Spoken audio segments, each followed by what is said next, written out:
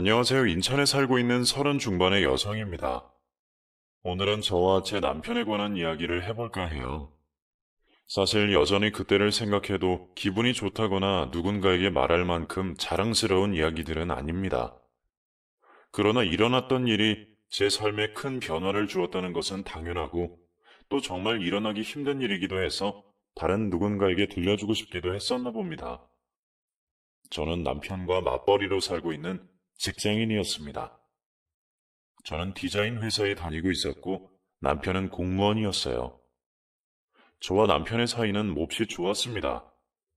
남편은 대학 시절에 만났던 애인이었는데 그때부터 저를 정말 졸졸 쫓아다녔었거든요. 솔직히 저도 남편을 많이 사랑하긴 하지만 남편이 저를 더 사랑하고 있음을 매일 느낄 수 있었습니다. 그래서 행복했죠. 비슷한 시간에 일어나 같이 먹는 아침, 또 주말이 되면 함께 영화를 보러 나가거나 근사한 식당에서 식사를 하며 하는 데이트. 무엇 하나 모자람 없는 결혼 생활이었습니다.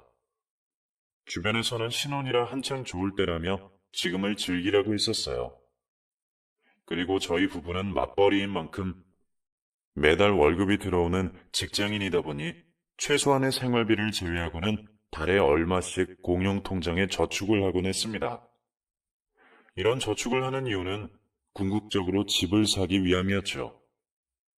사실 월급의 대부분이 이렇게 저축에 사용되었지만 저희 부부가 주식을 한다거나 돈이 많이 들어가는 값비싼 취미를 하는 것도 아니고 많은 돈을 저축에 쓴다 한들 딱히 불편함은 크게 없었습니다. 그런데 거의 1년 동안 이런 저축에 큰 불만이 없던 남편이 한 번은 이번 달은 저축이 힘들 것 같다면서 좀 봐달라고 그러더라고요. 제가 혹시 무슨 일이 있냐고 물었더니 가지고 싶은 게임기가 하나 생겨서 꼭 사고 싶다고 그러는 겁니다. 남편은 원래 이런 전자기기를 가지고 싶어 하는 성격이 아닌데 얼마나 가지고 싶었으면 저에게까지 이렇게 말할까 싶어서 냉큼 허락을 해주었습니다. 사실 이렇게 남편이 취미를 제게 허락받는 것도 웃기죠. 매달 이런 일이 생길 것도 아니고 한 달쯤이야 그러려니 했습니다. 제가 그렇게 야박하고 팍팍한 아내는 아니었어요. 그리고 무엇보다 제가 남편보다 돈을 좀 더 벌고 있긴 했습니다. 공무원은 안정적인 직업인 만큼 돈을 많이 벌 수 있는 직업은 아니잖아요. 저는 그래도 나름 제가 속한 디자인 업계에서 나이와 경력에 비해 꽤 괜찮은 페이를 받고 일하고 있었어요. 물론 그렇게 열심히 일을 해야 하는 만큼 바빴죠. 야근이 많았다는 뜻입니다. 당시 저희 회사는 큰 프로젝트를 앞두고 있어서 디자인 팀장인 저는 정말 정시 퇴근을 해본 적이 일주일에 한두 번 정도일 만큼 일에 치여 살았었습니다. 매일 일을 마치고 새벽이 넘어서 돌아오면 남편은 일찍이 저녁을 먹고 먼저 잠에 들어 있었고 저는 집에 들어와서까지 노트북으로 잔업을 마무리하다가 침대에 눕곤 했습니다. 이런 제 생활 패턴 때문에 남편이 잠에서 깬 적도 많았고 뭐 당연한 이야기지만 제가 제대로 된 저녁을 차려준 적도 많이 드물었습니다. 그래서 남편에게 정말 많이 미안했었어요. 사실 이 대형 프로젝트 때문에 결혼 자체를 미루려고 한 적도 있었습니다. 워낙 시간과 노력이 많이 소요되고 또 제 앞으로 진행 중인 프로젝트라서 정말 제 일이 어느 정도 마무리되고 나서 결혼을 하는 게 순서지 않을까 싶을 정도로 저도 사명감을 가지고 달려야 하는 일이었거든요. 그러나 남편의 재촉으로 어쨌든 결혼을 하게 됐고 남편도 제 사정을 알고 있었으니 서로 예상치 못한 일은 아니었지만 그래도 남편에게 한없이 미안한 것은 여전했습니다. 그런데 이런 저도 예상치 못한 한 가지 변수가 생기더라고요. 바로 남편의 야근이었습니다. 남편은 공무원인 만큼 결코 야근이 잦은 직업이 아니었습니다. 저도 공무원의 체계에 대해서 자세히는 알고 있지 못하지만 주변의 공무원 지인들을 통해 들은 것이 있었거든요. 또한 연애 기간과 신혼 초 내내 남편은 거의 야근을 한 적이 없기도 했었고요. 그런데 그런 남편이 언젠가부터 종종 야근을 하고 오더라고요. 심지어 제가 일을 마치고 밤 11시에 들어온 적이 있었는데 그때까지도 남편이 집에 오지 않은 경우가 간혹 있었습니다. 이때까지만 해도 남편이 수상하다거나 대체 왜 이러지 싶은 생각은 안 들었습니다. 그냥 서로 챙겨줄 시간이 없고 볼 시간이 없으니 미안하고 안타깝다 정도였죠. 그리고 제가 신혼 초에 남편 직장에 대해 물어봤던 것이 기억이 났습니다. 바로 야근에 대한 것이었는데 남편은 공무원이 대체적으로 야근이 없는 편이고 부서에 따라 야근이 많은 부서도 있긴 하지만 다행스럽게도 자신이 속한 부서는 야근이 없는 축에 속한다고 했던 것이 기억이 났었어요. 그때가 기억이 나서 한 번은 밤 12시가 넘어 집에 돌아온 남편을 챙겨주며 이에 대해 다시 물었더니 요즘 따라 부서에 일이 많아져서 어쩔 수가 없다면서 미안하다고 하더군요. 뭐 제가 사과받을 일은 아니었습니다. 사실 그냥 안 그래도 제가 제대로 못 챙겨줘서 밥도 잘 못 먹고 다닐 텐데 그런 남편이 야근까지 잦아지니 안타까울 따름이었죠. 그런데 남편이 변한 점은 단지 야근뿐만이 아니었습니다. 아까 전에 저희 부부가 달에 얼마씩 공용통장에 저축을 붓는다고 이야기를 했을 텐데 바로 남편은 야근이 잦아지면서 저축을 하는 액수라던가 시기가 되게 불규칙해지더라고요. 그리고 그럴 때마다 제게 하는 변명이 사고 싶은 물건이 있어서 그것을 사느라 돈이 좀 많이 들었다. 다음 달에는 모자란 만큼 더 붓겠다라는 것이었습니다. 사실 저도 바보는 아닙니다. 어떤 직장이든 야근을 하면 야근 수당이 생겨서 월급이 더 많이 들어올 텐데 특히나 공무원 같은 나란 일 하는 사람들은 그런 게 훨씬 철저해서 꼬박꼬박 들어올 텐데 많아진 월급에 줄어든 저축이라뇨. 저는 이걸 이해하는 게 좀 어렵긴 했지만 또 사고 싶은 물건이 많아서 어쩔 수 없었다는 남편의 말을 그대로 받아들이기에도 좀 힘들었지만 그래도 따지지는 않았습니다. 사실 사람이라면 누구나 사생활이 있는 법이잖아요. 서로 사랑하는 부부 사이에도 숨기고 싶은 것이 있는 건 당연할 테고 사고 싶은 물건이 있어서 샀다고 하지만 정작 제게 그 물건은 한 번도 보여주지 않는 남편이 제게 일정 거짓말을 하고 있는 것을 알고 있기는 했습니다. 사실 저는 이때까지만 해도 남편이 저 몰래 주식 투자를 하고 있다고 생각했습니다. 남편이 저 몰래 주식을 좀 하고 있는데 성적이 좋지 않아서 저축 액수가 줄어든 것도 그렇고 주식으로 돈을 까먹었다는 것을 말하기가 속상해서 제게 가지고 싶은 물건을 샀노라고 약간 선의의 거짓말을 하고 있다고만 생각했어요. 평소 같았으면 그런 남편을 붙잡고 따지고 물었을지도 모릅니다. 대체 주식을 얼마나 한 것이고 얼마나 까먹었느냐며 따지고 물었을지도 모르죠. 그런데 저는 직장에서의 일이 너무 바쁜 탓에 그런 남편의 속사정까지 신경 쓸 겨를이 없었습니다. 한편으로는 남편의 사생활을 지켜주고 싶기도 했고 또 주식이라는 게 까먹으면서 배우는 것이기도 하다 보니 그냥 큰 돈을 잃는 것이 아니라면 냅두려고 했어요. 그런데 말입니다.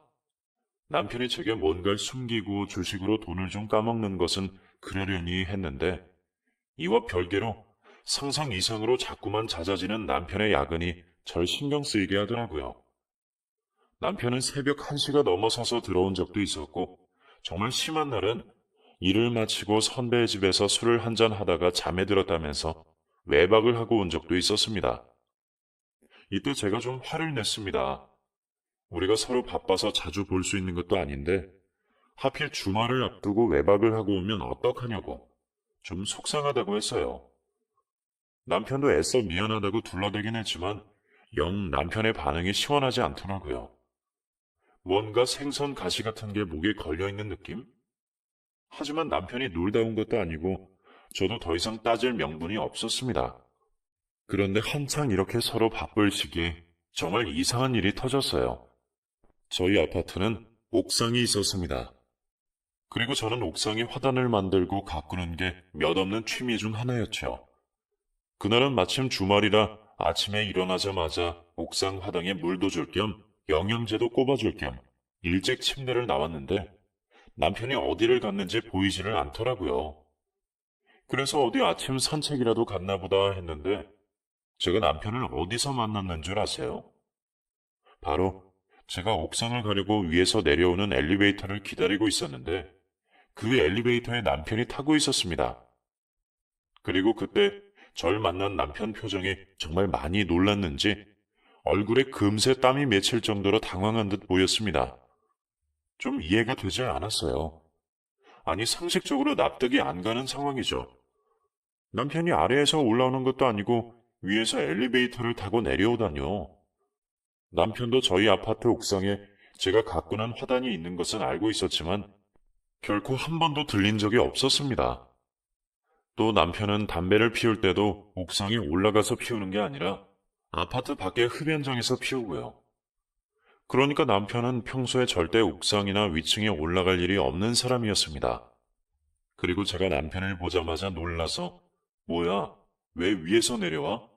하고 물었더니 남편이 꼭 꿀먹은 벙어리처럼 아무 말도 못하고 버벅거리다가 한 4초쯤 지나서는 옥상에 바람을 좀 쐬러 올라갔다 왔더라고 하더라고요.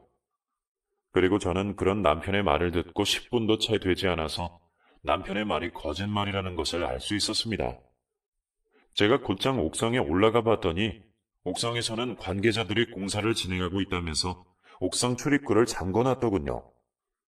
그러니까 남편은 옥상에 올라간 것이 아니었던 셈이죠. 저는 이런 거짓말을 개인적으로 정말 싫어합니다. 사실 거짓말은 누구나 다 싫어하지만 이렇게 묘하게 찝찝한 거짓말을 끔찍하게 싫어해요. 그래서 이걸 그냥 넘길 수가 없더라고요. 제가 집에 돌아와서 남편에게 따져 물었습니다. 옥상에서 바람 쐬고 왔다면서. 맞아? 좀 답답해서 담배 피울 겸 다녀왔어. 오늘 옥상 공사한다고 잠궈놨던데? 나도 화분에 물 주러 올라가서 알았어. 아, 그러니까 그게 뭐야? 나한테 거짓말한 거야? 뭔데? 그게 아니고 사실은 내가 엘리베이터를 탔는데 실수로 우리 층을 못 눌렀어. 그래서 쭉 올라간 거야. 처음부터 그렇게 말하면 되지. 왜 옥상에 올라갔다고 했어? 이해가 안 되네. 남편은 이런 제 태도에 좀 당황했는지 더 이상 대답이 없더라고요. 저도 여기서 이야기를 질질 끌면 싸울 것 같아서 일단 알았다는 식으로 대화를 끝냈습니다. 그런데 정말 찝찝한 기분은 지울 수가 없었어요.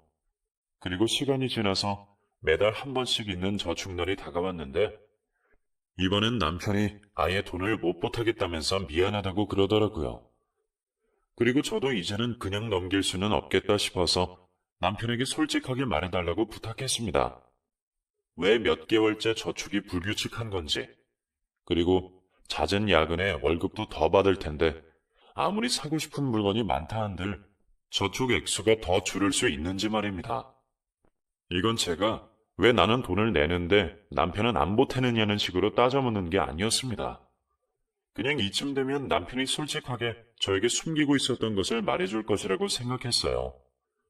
그런데도 남편은 그냥 미안하다면서 앞으로는 이런 일이 없을 거라면서 좀 급하게 저를 진정시키는 느낌이 들었어요. 그리고 제가 차마 혹시 주식 같은 돈놀이를 하냐고 날카롭게 물어보려다가 남편이 앞으로는 이런 일이 없을 거라고 완연하게 말하길래 정말 마지막으로 딱 한 달만 더 속아주기로 결심했습니다. 다음 달에도 똑같이 이런 상황이 벌어지면 전 정말 화가 좀 날 것 같았어요. 그런데 말입니다. 남편이 전에 위층에서 내려오는 엘리베이터를 타고 있다가 저를 만난 그와 비슷한 사건이 얼마 지나지 않아 다시 일어났습니다. 저는 그때와 같이 옥상 화단을 가꾸러 가는 길이었는데 똑같은 상황으로 남편이 위층에서 내려오는 엘리베이터를 타다가 저와 마주친 것이었죠. 남편은 이때 재빠르게 옥상에 가서 담배를 피우고 왔다고 둘러댔습니다. 그런데 저는 그런 남편의 말을 듣는 것이 묘하게 소름이 끼치고 오한이 서릴 만큼 기분이 저릿하더라고요. 이때만큼은 남편의 말이 거짓말이라고 확신하고 있었습니다. 하다못해 제가 옥상까지 올라가서 혹시 남편이 피우는 담배꽁초가 있나 봤지만 제 떨이는 텅 비어 있더라고요. 남편은 분명 저에게 숨기는 것이 있었습니다. 그리고 그때부터 남편의 행적을 추적했던 것 같습니다. 도대체 어딜 가는 건지, 그리고 정말 야근이 잦은 것이 맞는지 말입니다.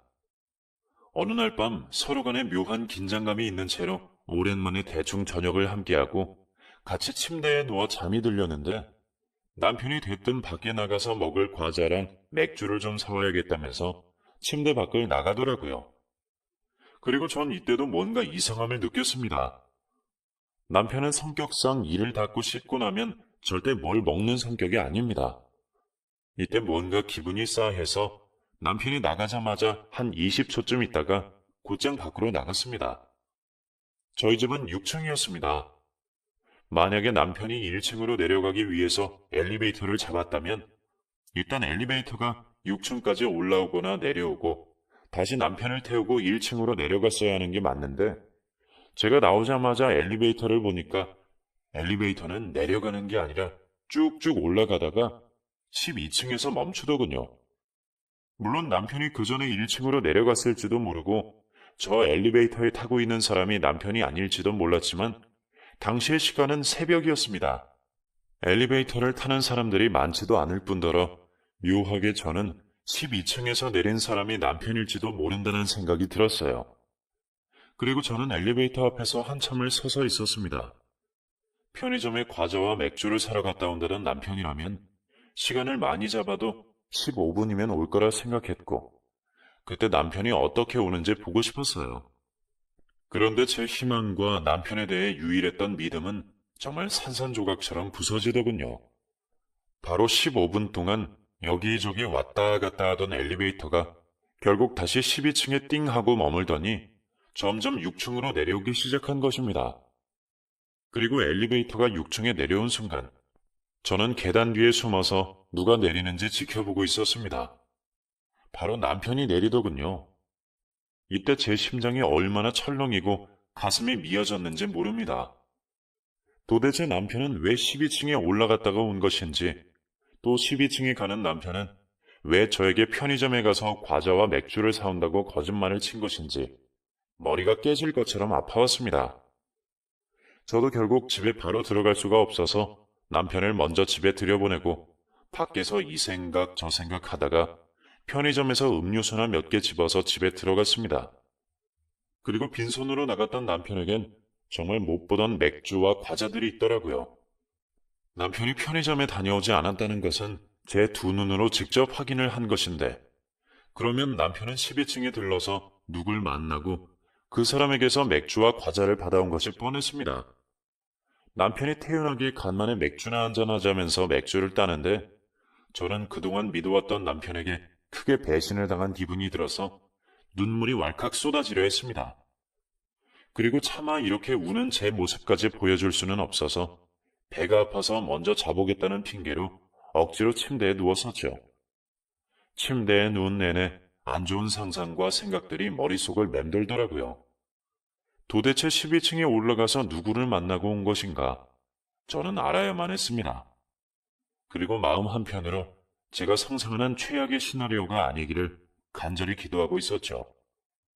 다음날 저는 아직 회사 일이 많아서 무척 바쁨에도 같이 일하는 팀원들에게 겨우 양해를 구해서 이틀 정도의 시간을 벌 수 있었습니다. 그리고 그 이틀의 시간 동안 남편의 비밀에 대해 알려고 노력했었습니다. 남편은 그날 아침 평소와 같이 출근을 하고 저도 출근을 하는 척 일찍 집을 나왔습니다. 그리고 남편이 차를 타고 이동하는 것을 확인하자마자 다시 집으로 돌아왔죠. 그리고 곧장 12층을 누르고 올라갔습니다. 그런데 문제는 12층에 호실이 두 개라는 것이었습니다. 하나는 1202호, 나머지는 1202호였는데 도무지 남편이 어디로 들어간 것인지 알 턱이 없더군요. 일단 먼저 1201호에 현관문 앞에 귀를 대고 집안의 소리를 들어보려 했습니다. 나지막하게 청소기가 돌아가는 소리가 들렸고 곧이어서 무슨 할머니와 할아버지가 이야기를 나누는 듯한 느낌이 들더라고요. 그래서 적어도 남편이 들른 집이 여기는 아니다 싶었습니다. 그리고 이어서 1202호에 귀를 대고 집안 소리를 들어봤더니 웬 남자 어린애가 꽁알꽁알거리는 듯한 목소리와 성인 여자가 둘이서 대화를 하는 소리가 들리더라고요. 다만 언제까지나 짐작이었지 확실한 것은 없었습니다. 그리고 역시나 저는 제게 주어진 이틀의 시간 동안 무라도 썰겠다는 마음가짐으로 12층 계단 뒤에서 조용히 숨어서 사람들이 나오기까지를 기다렸습니다. 그리고 2시간쯤 지났을까요? 제가 주시하고 있던 1202호에서 저보다 한 5살쯤 많아 보이는 여자가 밖으로 나오더니 집에 있는 듯한 아이에게 엄마 잠깐 친구 보고 올 테니까 저녁 먹고 있어. 라고 하고는 집 문을 닫고 엘리베이터 앞에 서더군요. 순간 머릿속으로 이 사람이다 싶었습니다. 그리고 저는 1202호의 여자가 1층에 도착한 것을 엘리베이터로 확인하자마자 도대체 제가 1202호에 가서 어떤 식으로 이야기를 해야 하는 건지, 아니면 정말 아직 세상 모르는 남의 집 아들에게 진솔하게 이야기를 꺼내야 하는 건지 감이 잡히지 않았습니다. 그러나 일단 부딪혀야 했죠. 이대로 그냥 넘어가기에는 아무런 성과도 없었으니까요. 그리고 제가 1202호의 초인종을 누르자 예상대로 중학생쯤 돼 보이는 애가 나와서는 저를 맞이했습니다. 대뜸 누구냐고 묻길래 제가 웃으면서 엄마 친구인데 잠깐 얘기 좀 할 수 있냐고 물었습니다. 그런데 애가 되게 눈치가 빠른 건지 아니면 똑똑한 건지 잠깐 엄마에게 전화 좀 해보겠다면서 저를 의심하더라고요. 하긴 이게 맞긴 하죠. 그런데 이렇게 빨리 제 정체가 들켜버리면 아무것도 안 되겠다 싶어서 제가 일단 집으로 들어가서 아이에게 솔직하게 말을 해줘야겠다고 싶었습니다. 요즘 중학생이면 알 거 다 아는 나이이기도 하고요. 결국 제가 정말 수치스럽고 부끄러웠지만 저보다 한참이나 어린 중학생 아이에게 제 사정을 고해성사하듯이 털어놓았습니다. 혹시 이 집에 언젠가부터 모르는 아저씨가 왔다 간 적은 없었냐고 물었고 아이는 있다고 대답했죠. 그리고 저는 아이와 천천히 이야기를 나누었습니다. 아이가 놀라지 않게끔 최대한 천천히 사실을 털어놓았어요. 아이도 저를 이해하는 건지 아니면 이해하는 척을 하는 것인지는 모르겠지만 어쨌든 상황 파악은 된 모양이더라고요. 그리고 아이와 이야기를 나눈 결과에 의하면 저희 남편은 여기에 온 것이 맞았습니다. 1202호에 사는 집주인은 저와 비슷한 또래의 여성이었는데 그 여성은 일찍이 이혼을 하고 홀로 애를 키우고 있는 사람이더라고요.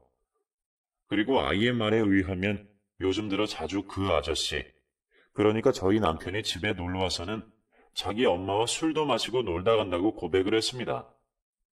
모든 진실을 알게 된 순간 정말 머리가 하얘지고 결국 내가 상상하던 최악의 일이 현실이었구나 하는 슬픔이 가득했습니다. 그리고 다시 이성을 되찾으려 노력했죠. 내가 여기서 무엇을 해야 할까? 대체 내가 할 수 있는 게 무엇일까 싶었습니다.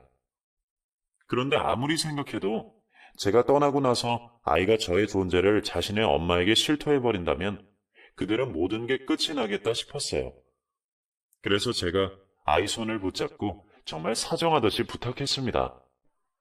오늘 저와의 만남을 그 누구에게도 비밀로 해줄 수 있냐는 부탁이었어요. 과연 아이가 들어줄까 싶었지만 아이는 잠시 고민을 하다가 그러면 게임기를 하나를 사달라고 하더군요. 마치 거래였습니다. 저에게는 거부할 수 없는 거래였습니다. 결국 제가 아이에게 현금을 조금 쥐어주고 일단 이 돈을 줄 테니 저와의 약속을 지켜준다면 나중에 가지고 싶은 게임기를 사서 다시 찾아오겠다고 말을 했습니다. 일종의 계약금 같은 것이었는데 아이는 일단 알겠다면서 고개를 끄덕이더라고요. 저에게 믿을 것 하나는 이 아이뿐이었습니다. 아이가 정말 게임기를 가지고 싶어서 비밀을 지켜주려는 건지 아니면 아이도 이런 관계나 상황이 나쁘고 비도덕적이라는 것을 알고 제 편에 서주는 것인지 몰랐지만 일단 알겠다는 아이의 말 하나 말고는 저는 믿을 게 없었어요. 그리고 저녁이 되었습니다. 남편의 얼굴을 보는 게 두렵더군요. 사실 저는 상황에 대한 변수가 너무 많았습니다. 일단 아이가 먼저 자기 엄마에게 오늘 이런 아줌마가 찾아와서 이런 얘기를 했다라고 고백해버리면 곧장 오늘의 일을 남편도 알게 될 테니까요. 그런데 참 다행스럽게도 아이는 저와의 약속을 지켜준 모양이었습니다.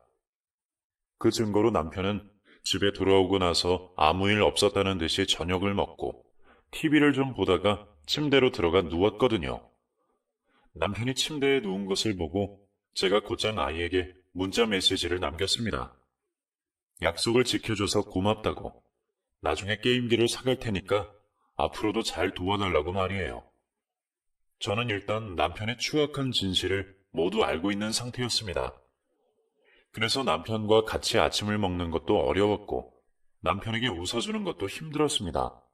그냥 여전히 일이 바쁘다는 핑계로 남편과의 만남을 최소한으로 줄이는 것이 제가 할 수 있는 최선이더라고요.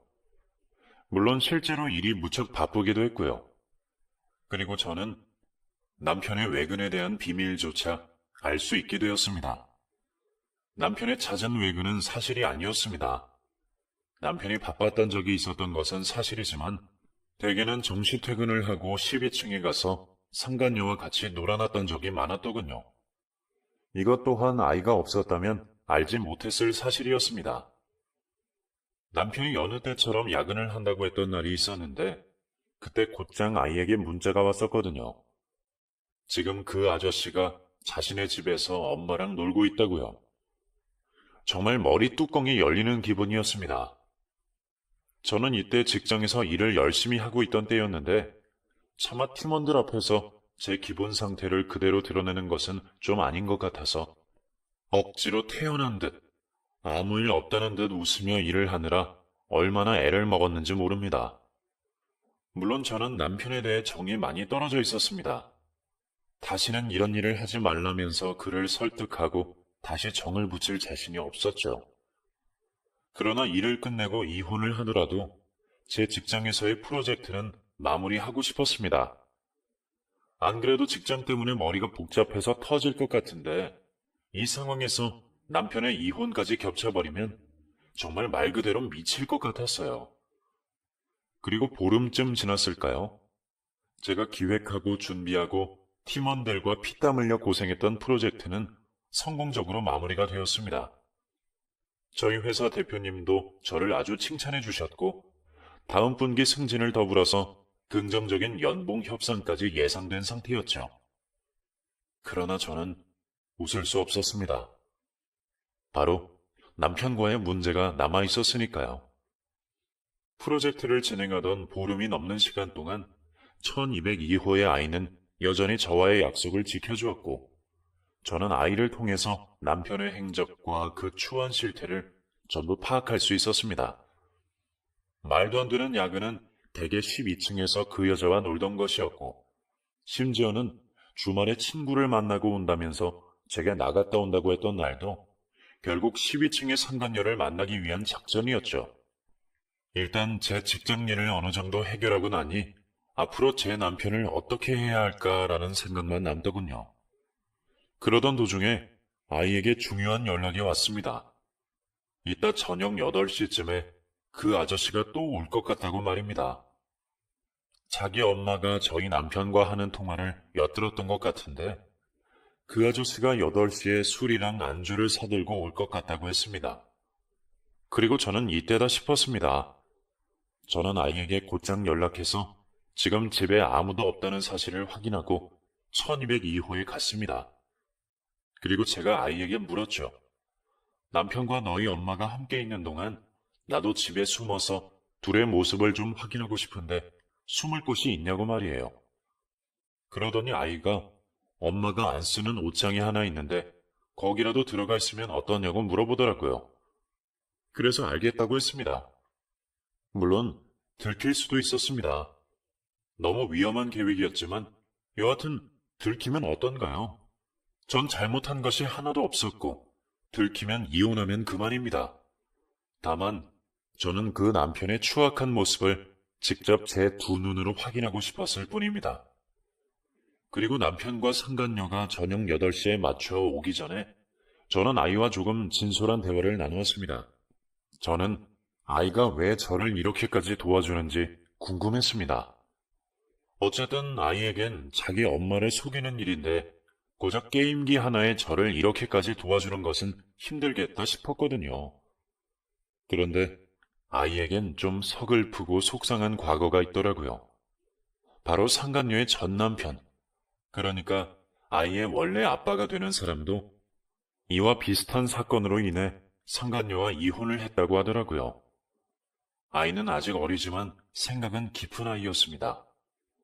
아이는 다시는 이런 일이 되풀이되지 않았으면 하는 마음으로 저를 도와주고 있다고 고백했고 또 심지어 너무나 충격적인 사실은 남편은 그 12층의 상간녀에게 자신에게 아내가 있다는 것을 말하지 않았다고 합니다. 그러니까 상간녀의 입장에서는 지금 자신이 임자가 있는 남자와 놀고 있는 것도 모르는 상황이었죠. 아이는 이렇게 자기 엄마를 속인 저희 남편에게도 복수하고 싶었다고 해요. 어쨌든 참 생각이 깊은 아이였습니다. 그리고 저는 저녁 7시부터 안방에 안 쓴다던 옷장에 숨어 있었습니다. 1시간쯤 지났을까요? 정말 거실을 뚫고 익숙한 남자의 목소리가 울려 퍼지더군요. 바로 저희 남편이었습니다. 저희 남편은 그 상간녀와 하하호호 웃으면서 안방으로 들어왔습니다. 그리고는 와인을 따고 안주를 풀고 둘이서 술을 마시더군요. 그리고 그 모든 상황이 제가 숨어있는 옷장의 작은 틈 사이로 전부 보였습니다. 그 모습을 보면서 작은 소리조차 낼 수 없는 제 상황이 많이 비참했습니다. 눈에서는 이미 눈물이 주룩하고 쏟아지고 있더라고요. 정말 믿었던 남편인데 연애 시절부터 제가 세상에서 제일 사랑스럽다면서 제가 없으면 자신의 삶은 의미가 없다면서 제게만 매달려왔던 사람인데 그 사람이 180도 변해서 자신이 결혼했다는 사실까지 숨기면서 이렇게 상간녀와 놀고 있는 것을 제 눈으로 보는 제 심정이 어땠겠어요? 2시간쯤 지났을까요? 그 이후의 모습부터는 차마 보는 것도 힘들고 역해서 그냥 조용히 눈을 감고 쓰러진 듯이 시간이 지나길 기다렸습니다. 시간이 지나고 남편이 집으로 돌아가고 상간녀가 외출할 때만을 기다리고 있었죠. 그리고 3시간쯤 지났을까요? 와인에 조금 취한 남편과 상간녀가 밖에 나가서 산책을 좀 하자면서 밖으로 나갔습니다. 곧장 아이에게 연락이 오더군요. 그 아저씨와 엄마가 밖으로 나갔으니 이제 그만 나와도 된다고 말이에요. 저는 얼마나 울었는지 눈이 퉁퉁 불어 터져서는 차마 아이 얼굴도 보지 못하고 후다닥 집 밖으로 나가려는데 그 아이가 제 손을 꼭 잡아주고는 걱정하지 말고 힘내라며 위로 아닌 위로를 해주는 것이 얼마나 감동적이었는지 모릅니다. 그리고 저는 작정했죠. 이 모든 악연을 끝내기로. 참고로 옷장에 숨어서 남편과 상간녀의 대화는 전부 녹음을 해둔 상태였습니다. 그리고 이틀쯤 지났을까요? 그때는 명절을 얼마 앞두지 않은 시기였습니다. 그리고 명절 때 시어머니와 시아버지가 저희 집으로 올라오기로 얘기가 이미 되어 있었죠. 그런데 명절을 앞두고 나서 남편이 갑자기 제게 돈을 빌려달라는 말도 안 되는 소리를 하고 있더라고요. 당장이라도 남편의 멱살을 붙잡고 뺨을 때리고 싶었지만 일단은 모른 척을 했습니다. 적어도 명절은 지나고 남편과의 관계를 정리하고 싶었어요. 남편도 부모님에게 보여줄 체면은 살려주는 게 제 최소한의 도리였습니다. 남편의 부모님은 죄가 없었으니까요. 그런데 남편이 돈을 빌려달라고 한 이유를 또 알게 되었습니다. 전에 저희가 매달 저축을 해서 돈을 모은다고 했었는데 남편이 언제부턴가 그 돈을 보태지 않았다고 했잖아요. 아이를 통해 알게 된 바로는 남편이 상간녀와 같이 사업을 준비하다가 홀랑 다 날려먹었다고 하더라고요. 그리고 그런 이유로 남편에겐 매달 월급이 모자랐던 것입니다. 그러니 매달 저축도 할 수 없었던 것이고요. 그런데 하필이면 큰 돈을 투자한 사업이 죄다 거품처럼 날아가 버리게 생긴 상태에서 남편은 저에게 정말 뻔뻔스럽게도 돈을 빌려달라고 한 것입니다. 물론 거절했죠. 그리고 저는 이때까지만 해도 적어도 명절 전까지는 남편을 살려두고 싶었습니다. 그리고 대망의 명절 당일, 시아버지와 시어머니가 저희 집으로 오셨습니다. 다 같이 명절 음식을 만들어서 먹고 저녁에는 시아버지가 사오신 소갈비를 해먹으려는데 갑자기 남편이 친구가 앞에서 잠깐 보자면서 2시간 정도만 있다가 오겠다며 급하게 자리를 비우더라고요. 그리고 저는 설마 했습니다. 설마요. 오늘 같은 명절날, 게다가 남편의 부모님까지 눈을 훤하게 뜨고 남편과 함께 있었는데 설마 남편이 이런 상황에서까지 12층에 올라갈까 싶었습니다. 그리고 설마 했던 예상은 현실이더군요. 얼마 지나지 않아서는 아이에게 연락이 왔던 것입니다. 바로 저희 남편이 방금 상간녀를 보러 집에 왔다고 말이죠. 이젠 저도 참을 수가 없겠더라고요. 그래서 남편이 돌아오자마자 결국 저도 화를 못 참고 터뜨리고야 말았습니다. 그냥 얘기할 것도 없이 남편과 상간녀의 끔찍한 대화 내용이 담긴 녹음 파일을 휴대폰으로 시아버지와 시어머니가 있는 거실에서 틀어버렸습니다. 남편은 처음에 이게 무슨 내용이지 싶다가 갑자기 아차 싶었는지 얼굴이 붉어지고 애써 제게서 휴대폰을 뺏으려고 하더라고요. 물론 시아버지와 시어머니도 처음에는 이게 무슨 내용이지 싶으시다가 점점 녹음을 끝까지 다 듣고 나셔서는 상황 파악이 되셨는지 고개를 푹 숙이고 아무 말도 하지 못하셨습니다. 시아버지는 곧장 허둥지둥거리면서 상황에 대한 변명을 하려는 남편의 뺨을 휘갈기셨고, 시어머니는 엉엉 우시면서 제게 미안하다고 연거푸 사과를 하셨습니다. 그리고 남편은 끝까지 벙찐 얼굴로 저를 쳐다보면서 당신이 도대체 어떻게 하는 표정으로 저를 쳐다보고 있더라고요. 이제 저와 남편은 정말 끝이었습니다. 다음날 저는 한바탕 폭풍이 휩쓸고 간 남편에게 덤덤히 이혼 얘기를 꺼냈습니다. 그리고 위자료 청구를 제대로 할 것이라는 이야기도 꺼냈죠. 남편은 꼭 죄수처럼 고개를 푹 쳐박고는 아무 말도 못하고 알았다고 라고만 반복하더라고요. 물론 여기서 끝은 아니었습니다. 저는 12층의 여자에게도 찾아갔습니다. 솔직히 말해서 12층의 여자는 죄가 없습니다. 12층의 여자에게는 저희 남편을 싱글로 알고 있었을 테니까요. 그러나 이젠 그 여자도 현실을 알아야만 했습니다. 제가 덤덤히 그 12층의 여자에게 사실을 털어놓는 동안 12층의 여자는 몇 번이고 얼굴이 일그러지더니 끝내 울음을 터뜨리고야 말았습니다. 아마 12층의 여자는 저희 남편을 많이 믿고 있었던 것 같습니다. 같은 여자로서 저도 가슴이 많이 미어지고 찢어지더군요. 이혼은 빠르게 진행됐습니다. 저도 직장일이 마무리가 되어서 온전히 남편과의 관계 정리에 좀 더 집중을 할 수가 있었어요. 위자료 청구도 제가 알고 지내는 유능한 변호사를 통해서 별탈 없이 진행이 되었습니다. 그리고 어느 날 집에 와보니 남편이 미안하다는 쪽지 하나를 남기고 집안에 있는 모든 짐을 빼내서 사라져 있더군요. 그리고 2달쯤 지났을까요? 남편은 제게 한동안 연락이 없다가 돈 문제로 연락이 온 적이 있었습니다. 자기가 정말 힘들다고 하필 사업을 과하게 투자하느라 대출을 많이 받아버려서 생활고에 시달리고 있다고 한 번만 도와달라고 하더라고요. 아마 남편은 투자한 사업이 잘 되려고 했다면 공무원을 접고 사업을 하려고 했던 모양입니다. 공무원은 알다시피 투잡이 안 되잖아요.